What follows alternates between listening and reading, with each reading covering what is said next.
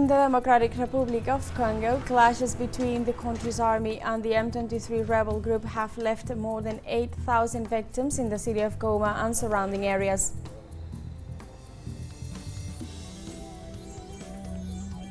Pope Francis is no longer in critical condition after 14 days in ICU at Gemelli Hospital in Rome due to respiratory problems.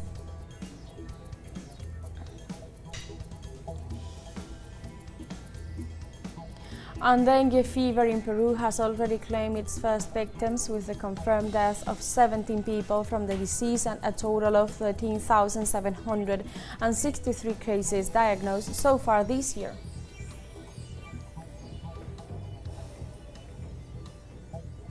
Hello and welcome to From the South. I'm Alejandra Garcia from teleSUR Studios in Caracas, Venezuela. We begin with the news. Stay with us.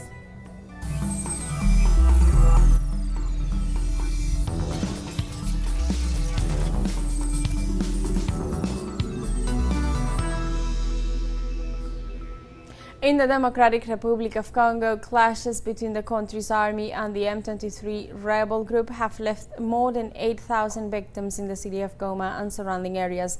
According to the Minister of Public Health, Samuel Roger Kamba, over 8,500 corpses have been buried since January, stressing that an average of more or less than deaths a day have been recorded.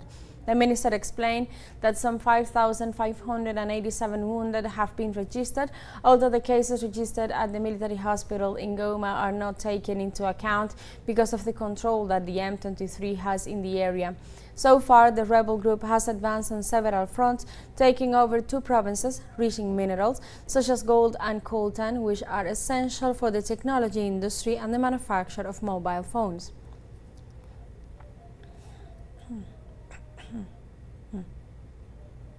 More than 7,000 forced laborers in Myanmar scam centers await repatriation. Joint Thailand, Myanmar and Chinese operation exposes virtual slavery ring in Southeast Asia.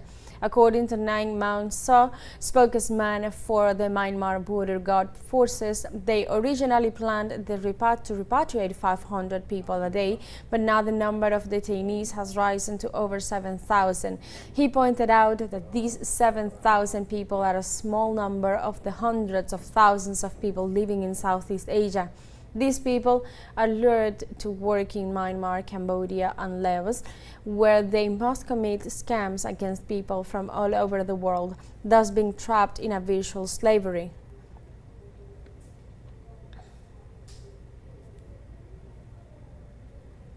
Russian authorities say they have foiled a terrorist attack planned by Ukrainian intelligence against the leader of the Russian Orthodox Church. The Russian Federal Security Service has reported that an operation against the Russian Orthodox Metropolitan of Crimea, Tikhon, has been foiled. The assassination of the religious leader was carried out by 2 men to whom employees of the main intelligence directorate of the Ukrainian Ministry of Defense handed over an explosive device placed in a hiding place in December 2024. A homemade bomb and Ukrainian passports with altered details were seized from the 2 detainees, a Russian and a Ukrainian national.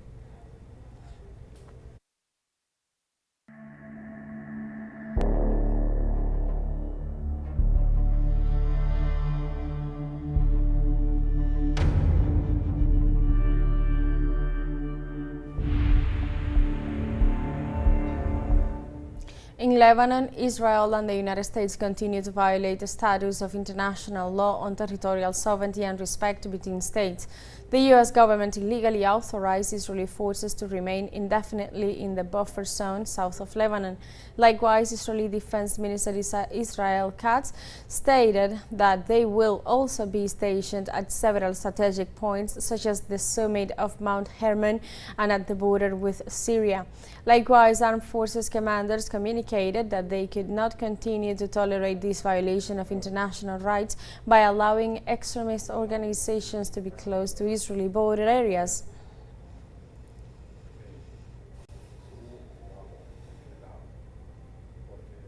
In Syria, 2 children were killed after a remnant of war shell exploded in the DR governorate in the south of the country. The Syrian defense reported that the 2 dead were brothers and other minors was injured by the detonation.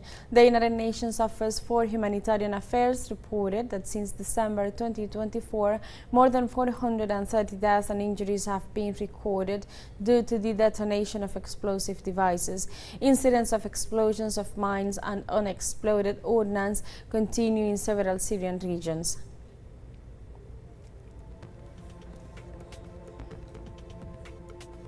In Palestine, thousands of young people responded to the artificial intelligence-generated racist video created by U.S. President Donald Trump on Wednesday that violated Palestine's sovereign territorial rights.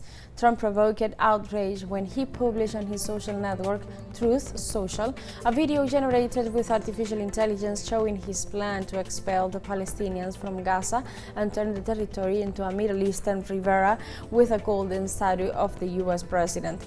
In this context, the Palestinians reacted to the video with disgust and outrage by releasing a counter video where citizens rebuild their country and show a future in which Trump and Israeli Prime Minister Netanyahu serve time for their crimes against the Palestinian people.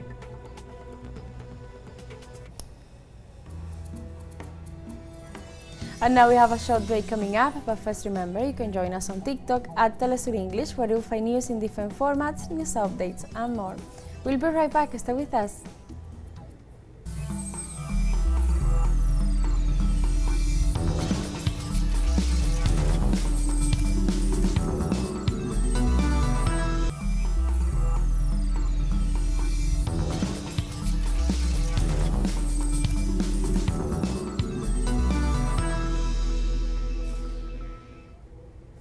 Welcome back to From the South.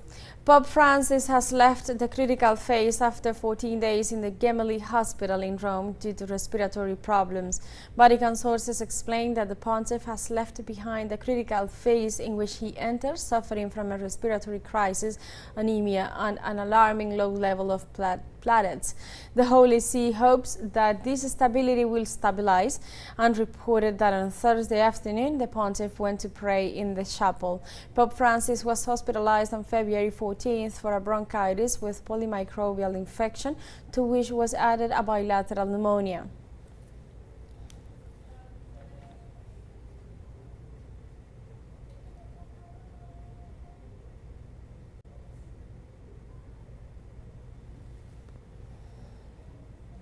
In Washington, D.C., the first high-level bilateral meeting on security between the governments of Mexico and the United States was held to strengthen cooperation in the fight against organized crime in Mexico.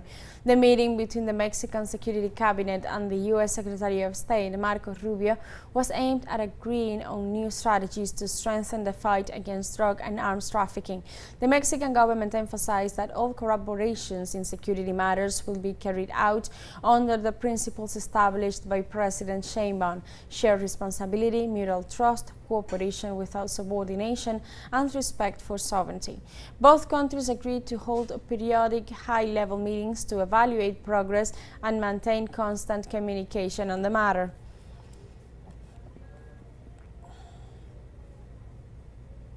Mexican government extradited 29 detainees linked to criminal organizations to the U.S. in major move to combat drug trafficking as part of the coordinated agreement between the two countries to strengthen regional security. The Mexican Attorney General's Office and the Secretariat of Security and Citizen Protection were in charge of the operation that involved inmates who were in Mexican prisons and were wanted for their links to drug trafficking and other related crimes. The transfer warranted fundamental rights protocols in accordance with the Mexican Constitution and in compliance with the formal request of the U.S. Department of Justice. This extradition adds to the actions of President Claudia Sheinbaum's Security Cabinet, which reported the arrest of more than 13,000 generators of violence in recent months.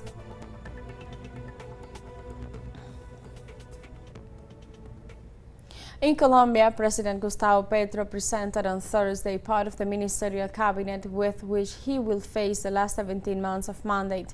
During his speech at the Colón Theater in Bogota, the head of state ratified the appointments of the new leaders of at least 7 ministerial entities. Petro expressed his concern about the delays of the access contemplated in the final peace agreement of 2016, which constitutes a unilateral declaration of state before the world. The president also pointed out that one of the missions of the new executive is to fight corruption, adding that the current government team reflects the diversities of Colombian society and asked its members to focus on the organization of social movements.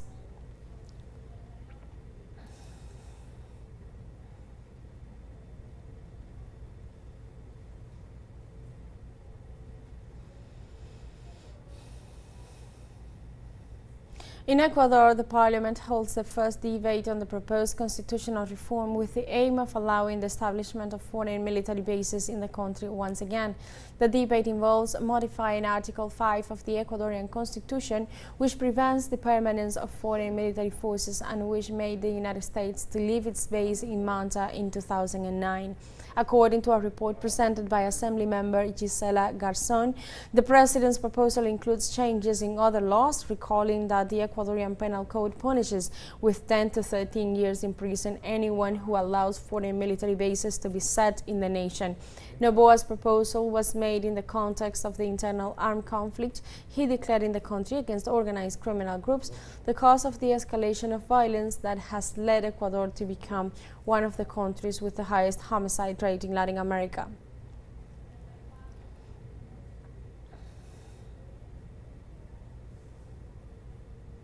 Social organizations, political parties and trade unions of Argentina held a massive federal march in defense of public health systems and against the adjustment policies of Javier Milei's government. Thousands of doctors, nurses, administrative staff and patients demonstrated to reject the national government's adjustment of the health sector. The march through the streets of Buenos Aires City started at the offices of the Ministry of Health to Plaza de Mayo and was replicated in cities all over the country. The demonstrators denounced, among other things, the cuts in HIV and tuberculosis programs, lack of vaccines and oncology drugs, attack on the National Cancer Institute, low salaries for professionals and fighting in various health entities.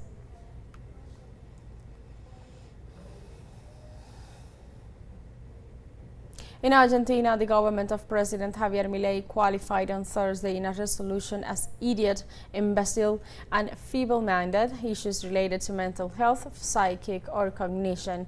With a discriminatory attitude, the Argentine government headed by Milei referred that Resolution 187/2025 of the National Agency of Disability established new criteria to grant non-contributory pensions in which it uses pejorative expressions and retakes a retrograde medical model to measure labor disability.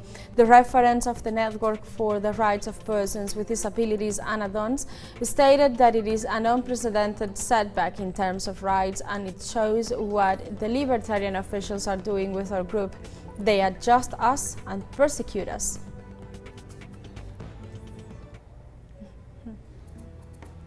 We have a second short break coming up, but before we invite you to visit our YouTube channel at teleSUR English, there you'll be able to rewatch our interviews, top stories, special broadcastings and more. Hit the subscribe button and activate the notification bell to stay up to date on the world's most recent events. Final short break, we'll be right back.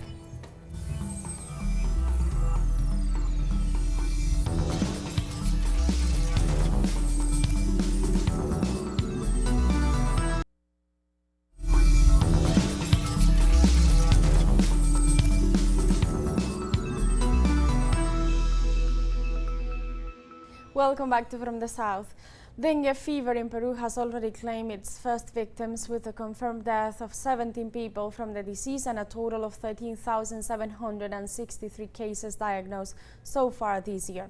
Although the figures are lower than those recorded in 2024, it is no less certain that the climatic conditions have made possible the proliferation of the disease throughout the territory of this South American nation. The Minister of Health, Cesar Vázquez, stated that up to Wednesday 13th, 1,763 infected persons and 17 deaths have been recorded. The departments that are causing concern in all the health entities are Loreto and San Martin, located in the Amazon, northern Peru, where only in these two places the figures exceeded the established parameters.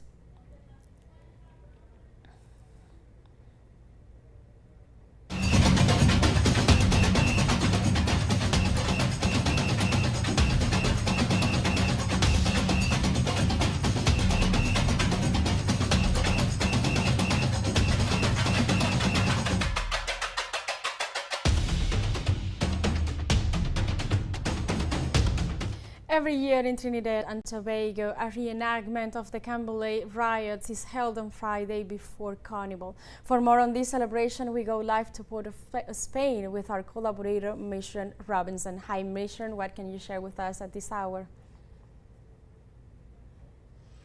Hello, teleSUR English family. We're coming to you live from the heart of Trinidad and Tobago in Spain. The curtains have officially fallen on the Canboulay celebrations, marking another successful in this vital cultural tradition. The events are steeped in historical significance, powerfully showcasing the resilience of Trinidadians coming out of the atrocities of slavery. The Canboulay celebrations are a vital pillar in the start of Carnival here in Trinidad and Tobago. Canboulay, a representation of the French word meaning the burnt canes from the 1881 riots. That's a very important pillar in the Trinidadian Carnival. Now, to just give you a bit of background, the Canboulay riots of the late 19th century would have highlighted the struggle against colonial attempts and the resilience of a Trinidadian people. It was very well attended. We would have had a conversation with CARICOM representative, Mr. Amory Brown, who spoke to the importance of the Canboulay celebrations where the people of Trinidad are concerned, and the importance of this historical tradition being passed on to children, future generations, building on the legacy of the atrocities of slavery. So it's another successful event bagged in the history of Trinidadians' carnivals. It has played a crucial role in the development of Trinidad and Tobago. We've also had a conversation with the mayor of Port of Spain, who shared some very critical information on the importance of Canboulay. So we would have seen that reenactment taking place, very well attended by those here in Trinidad and Tobago. So another successful event. I'm sure that the Keith Rowley administration is also very pleased with the running of this particular event that took place early this morning, no matter the time, and it was very, very well attended by Trinidadians. A commitment to the people in terms of the passage of the importance of the orange economy to another generation. There were African drums, there was singing by some of those in the masses. So very well attended, and kudos to those who would have been responsible for the execution of Canboulay. For teleSUR English, I'm Miss Ron Robinson. Thank you, Mission, for all the information. We'll be back to you in further emissions. And with this report, we have come to the end of this news brief. For teleSUR English, I'm Alejandra Garcia. Thank you very much for watching.